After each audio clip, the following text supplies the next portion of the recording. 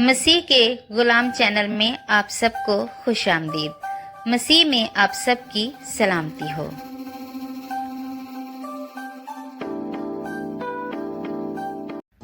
یہ کہانی اس زمانے کی ہے جب اسرائیل میں قاضی حکومت کرتے تھے۔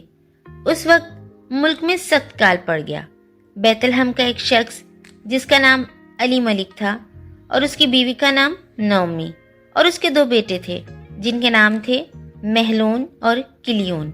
علی ملک نے اپنے پورے خاندان سمیت مواب کے ملک ہجرت کرنے کا فیصلہ کیا تاکہ وہاں کھانا اور روزی حاصل کر سکے۔ مواب میں جا کر کچھ عرصے بعد علی ملک کا انتقال ہو گیا اور نعومی اپنے 2 بیٹوں ساتھ اکیلی رہ گئی۔ کچھ عرصے بعد اس کے دونوں بیٹوں نے 2 موابی عورتوں سے شادی کر لی جن میں سے ایک کا نام تھا عرفہ اور دوسری کا نام تھا رود۔ 10 سال گزرنے کے بعد نعومی کے دونوں بیٹے مہلون اور کلیون بھی انتقال کر گئے۔ اب نعومی بالکل اکیلی رہ گئی، نہ شوہر رہا نہ بیٹے۔ نعومی نے سنا کہ بیت لحم میں خدا نے اپنی قوم پر رحم کیا ہے اور وہاں کھانے کی فراوانی ہو گئی ہے، اس لیے نعومی نے واپس بیت لحم جانے کا ارادہ کیا۔ نعومی اپنی دونوں بہوؤں عرفہ اور رود کے ساتھ چلنے لگی، لیکن راستے میں نعومی نے اپنی دونوں بہوؤں سے کہا، بیٹیوں تم اپنے اپنے گھر واپس لوٹ جاؤ اور نیا گھر بسا لو۔ میرے پاس تمہارے لیے کچھ نہیں ہے۔ میں بہت عمر رسیدہ ہوں، اس لائق نہیں کہ دوسرا شوہر کروں، اور اگر میں ایسا کر بھی لوں اور خدا مجھے 2 بیٹے بھی دے دے تو کیا تم ان کے بڑے ہونے تک انتظار کرو گی اور شوہر نہیں کرو گی؟ سو تم اپنے اپنے خاندان میں واپس چلی جاؤ۔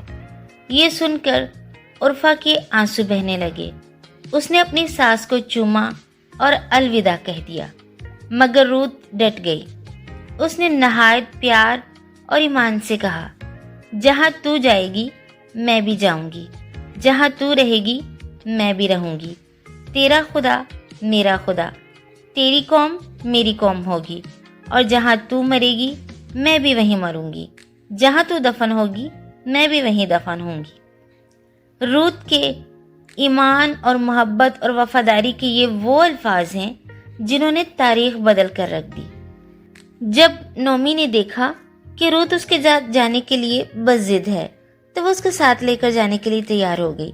اب رود اور نعومی بیت لحم کے لیے روانہ ہوئیں۔ جب وہ بیت لحم پہنچی تو سارے شہر میں دھوم مچ گئی اور سارا شہر حیران رہ گیا اور کہا، یہ نعومی ہے۔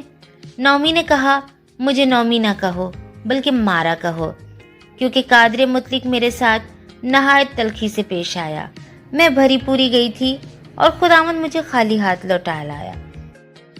اب رود اپنی ساس کے ساتھ بیت لحم میں رہنے لگی۔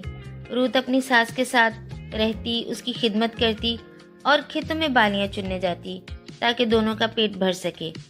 رود جس کے کھیت میں بالیاں چننے گئی وہ کھیت ایک بوز نامی شخص کا تھا۔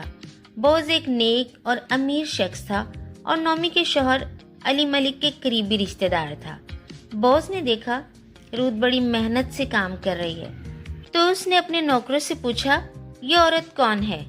اس کے خادموں نے اسے بتایا، یہ نعومی کی بیوہ بہو ہے جو مواب کے ملک سے اس کے ساتھ آئی ہے۔ تو بوز نے رود سے کہا، اے میری بیٹی، میرے ہی کھیتوں میں بالیاں چننا اور میری ہی چھوکریوں کے ساتھ رہنا۔ تب رود اوندے منہ گری اور زمین پر سرنگو ہو کر کہا، کیا سبب ہے کہ تم مجھ پر کرم کی نظر کرتا ہے؟ بوز نے کہا، میں نے سنا ہے کہ تو نے اپنی ساس کے ساتھ کیسی وفاداری کی ہے، خداوند تجھے اس کا بدلہ ضرور دے گا۔ کھانے کے وقت بھی بوز نے اسے آواز دے کر بلایا اور اپنے پاس بٹھایا، اور وہ کاٹنے والوں کے پاس بیٹھی اور بوز نے اسے اپنے ساتھ بٹھا کر کھانا کھلایا۔ تب اس نے کھانا کھایا اور جو بچ گیا وہ اس نے اپنی ساس کے لیے رکھ لیا۔ شام کو جب رود گھر واپس آئی تو اس نے اپنی ساس کو بتایا کہ وہ بوز نامی شخص کے کھیتوں میں بالیاں چننے گئی تھی، اور وہ کھانا بھی اسے دکھایا جو وہ اپنی ساس کے لیے لے کر آئی تھی۔ تو نعومی نے اسے بتایا کہ بوز اس کا قریبی رشتہ دار ہے، اس لیے رود گیہوں کی فصل کے ختم ہونے تک بوز کے کھیتوں میں ہی بالیاں چنتی رہی۔ پھر نعومی نے ایک دن رود سے کہا، بیٹی क्या मैं तेरे आराम की तालिब ना बनूं जिससे तेरी भलाई हो? नौमी ने रूथ से कहा कि बोaz हमारा करीबी रिश्तेदार है और ये उस वक्त के रस्म रिवाज के मुताबिक था कि करीबी रिश्तेदार वारिस का हक अदा करता था।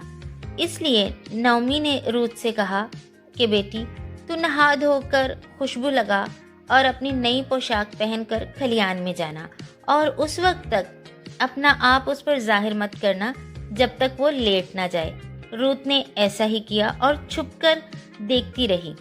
जब बोaz खा पी चुका और गल्ला के ढेर के पास लेट गया, उस वक्त रूथ बोaz के पास गई और उसके पाँव के पास जाकर लेट गई।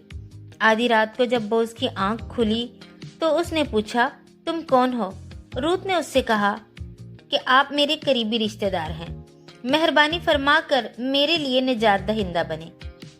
बोaz ने रूथ की नेकी, पाकदामनी और वफादारी की तारीफ की और रूथ को बताया कि एक और कराबती है जो उससे पहले वारिस का हक अदा करने का हक रखता है।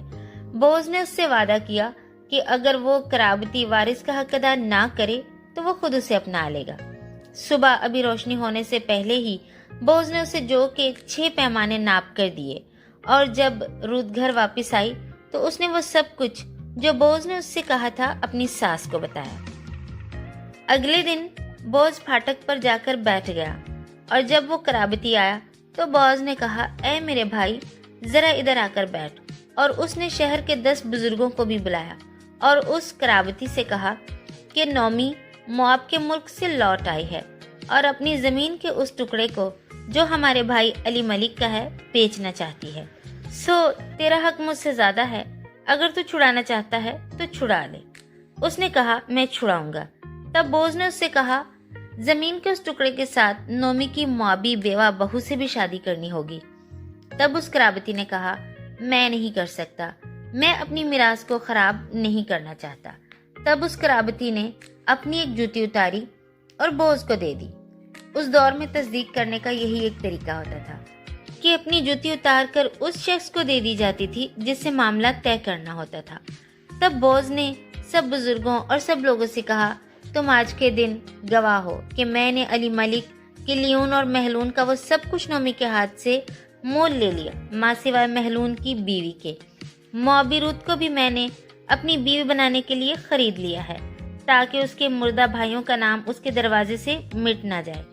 तब उन लोगों ने कहा, हम आज के दिन गवाह हैं। इसके बाद बोaz ने रूथ से शादी कर ली और खुदा ने उन्हें एक बेटा दिया।